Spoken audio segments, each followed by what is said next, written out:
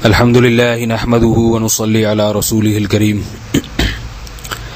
ایک اور گناہ اور جرم جسے معاشرے میں گناہ نہیں سمجھا جاتا وہ ہے حسد کرنا، جیلسی جسے کہتے ہیں۔ حسد کا مطلب ہے کسی کے پاس کوئی نعمت ہے تو اسے دیکھ کر آپ خوش ہونے کے بجائے جلنا شروع کر دیں، اور آپ کے دل میں یہ تمنا پیدا ہو جائے کہ کاش اس سے یہ نعمت چھن جائے، نہ رہے اس کے پاس۔ یہ چیز بھی ہمارے معاشرے میں عام ہے۔ کسی بھائی کے پاس پیسہ آ جائے گا، دوست کے پاس پیسہ آ گیا تو غریب دوست اسے دیکھ کے جلنا شروع کر دیتا ہے۔ کسی کے نمبر اچھے آ گئے امتحان میں، آپ کے کسی کلاس فیلو کے، تو دل میں آپ کے جلن سی ہونا شروع ہو جاتی ہے۔ دو بھائی اکٹھے رہتے ہیں، دوسرے کی بعد میں شادی ہوئی، گھر میں ایک اور بھابھی آ گئی تو پہلی والی بھابھی اس سے جلنا شروع کر دے گی کہ بھئی اس گھر میں ایک اور کیوں۔ یہ ایک نارمل چیز ہے، بچوں میں یہ بہت ہی زیادہ ہوتا ہے حسد کا مادہ، کیونکہ ناسمجھ ہوتے ہیں، بے وقوف ہوتے ہیں، اس لیے بہت زیادہ جلتے ہیں بچے ایک دوسرے کو دیکھ دیکھ کے۔ اس سے یہ پتہ چلا کہ یہ جلنا کڑنا کسی کی نعمت پر یہ بچکانا حرکت ہے، بچوں میں یہ زیادہ ہوتی ہے۔ اگر یہ بڑوں کی حرکت ہوتی تو بچوں میں زیادہ نہ ہوتی۔ بعض دفعہ حسد صغیرہ گناہ کی فہرست میں اور بعض دفعہ حسد کبیرہ کی فہرست میں داخل ہو جاتا ہے۔ اگر آپ کے دل میں کسی کی نعمت کو دیکھ کر جلن پیدا ہوئی اور آپ نے اسے تھوڑا سا نقصان پہنچایا تو یہ صغیرہ گناہ ہے، اور زیادہ نقصان پہنچانے کی کوشش کی تو یہ کبیرہ گناہ میں داخل ہو جائے گا۔ آج کل سب کو یہ بات معلوم ہے کہ تھوڑی کوئی چیز ہے ہی نہیں۔ جو بھی کسی کو نقصان پہنچاتا ہے تو بھر کے نقصان پہنچانے کی کوشش کرتا ہے، اور حقیقت میں حسد کرنے والا اپنے ہی آپ کو نقصان پہنچاتا ہے۔ یہ جیلسی اور حسد اتنی بڑی برائی ہے کہ اس سے بڑی بڑی برائیاں جنم لیتی ہیں۔ قرآن مجید میں ہے ام یحسدون الناس علی ما آتاہم اللہ من فضلہ۔ یہودیوں کو سب سے زیادہ حسد رسول اللہ صلی اللہ علیہ وسلم پر ہوا کہ ہم دنیا کے امام تھے، موسیٰ کلیم اللہ کے ماننے والے، یہ عرب کے بدو جنہیں لکھنا پڑھنا نہیں آتا، ان میں خدا نے پیغمبر کو کیوں بھیج دیا؟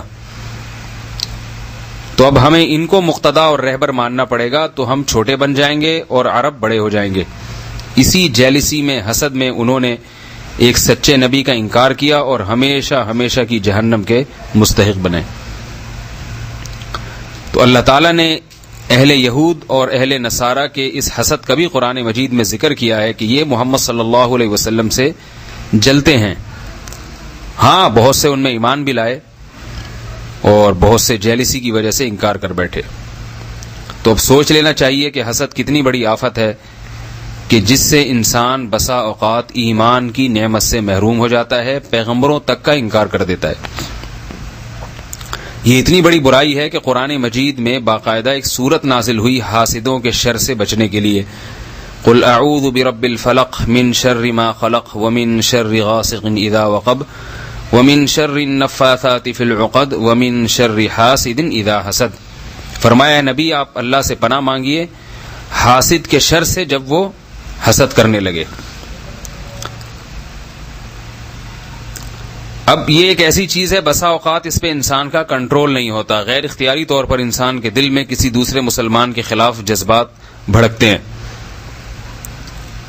اس لیے علماء نے لکھا ہے کہ اگر کسی کو نہ چاہتے ہوئے بھی دل میں حسد پیدا ہو گیا، وہ اس کو افسوس ہو رہا ہے، وہ پریشان ہے کہ میرے دل میں حسد کیوں ہے، لیکن پھر بھی ہو رہا ہے، تو انشاءاللہ وہ گناہگار نہیں ہوگا، کیونکہ غیر اختیاری چیز ہے۔ بس وہ اس کے تقاضوں پر عمل نہ کرے، یعنی جس سے حسد ہو رہا ہے اس کو نقصان پہنچانے کی کوشش نہ کرے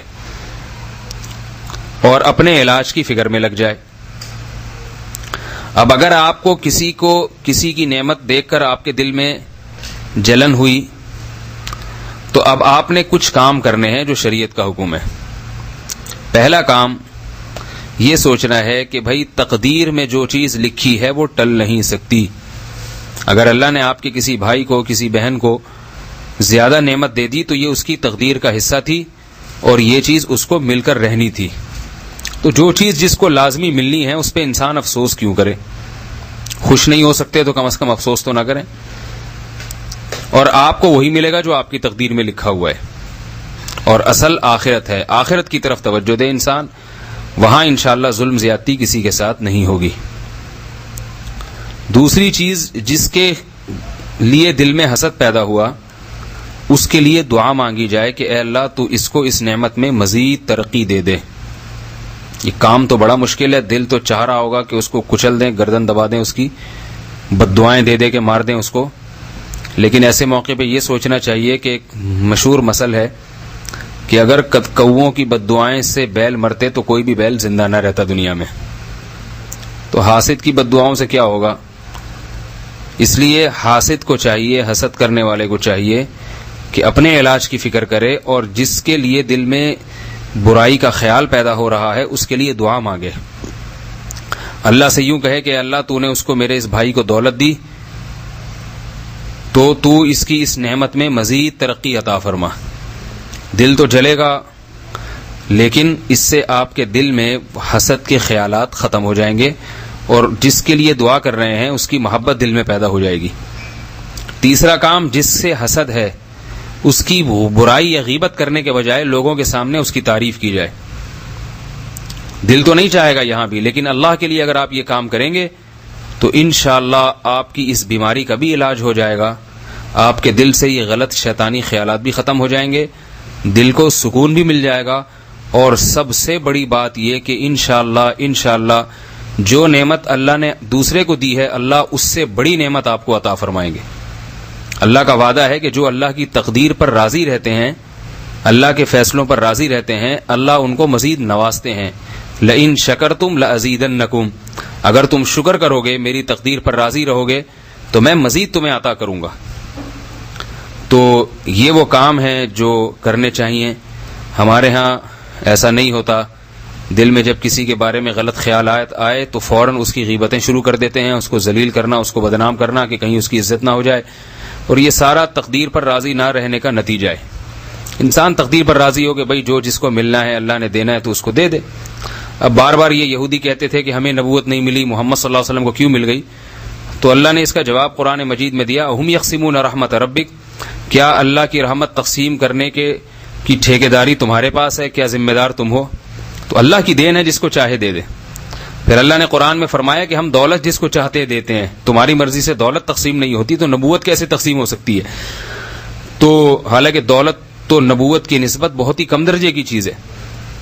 تو تقدیر پر اگر انسان راضی رہے کہ جو میری قسمت کا ہے مجھے ملے گا، جو اس کی قسمت کا ہے اسے ملے گا، تو پھر یہ فاسد خیالات انسان کے دل میں پیدا نہیں ہوتے.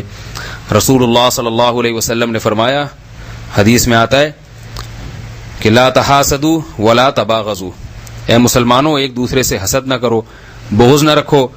وکونوا عباد اللہ اخوانا، بھائی بھائی بن کے رہو، دوسرے کی خوشیوں پہ خوش ہوا کرو، پریشان نہ ہوا کرو. کتنی پیاری تعلیمات ہیں. اللہ ہم سب کو ایسا ہی صاف دل عطا فرمائے. اور ایک روایت میں آتا ہے کہ حسد نیکیوں کو ایسے کھا جاتا ہے جیسے آگ لکڑی کو کھا جاتی. پہلے ہی ہمارے اعمال میں نیکیاں کم ہیں، اوپر سے دوسروں سے جل جل کے کڑ کڑ کے اپنی نیکیاں اور برباد کریں تو یہ تو بڑے گھاٹے کا سودا ہوگا. اللہ تعالی ہم سب کو اس بیماری سے بچنے کی توفیق عطا فرمائے. وما علینا الا البلاغ.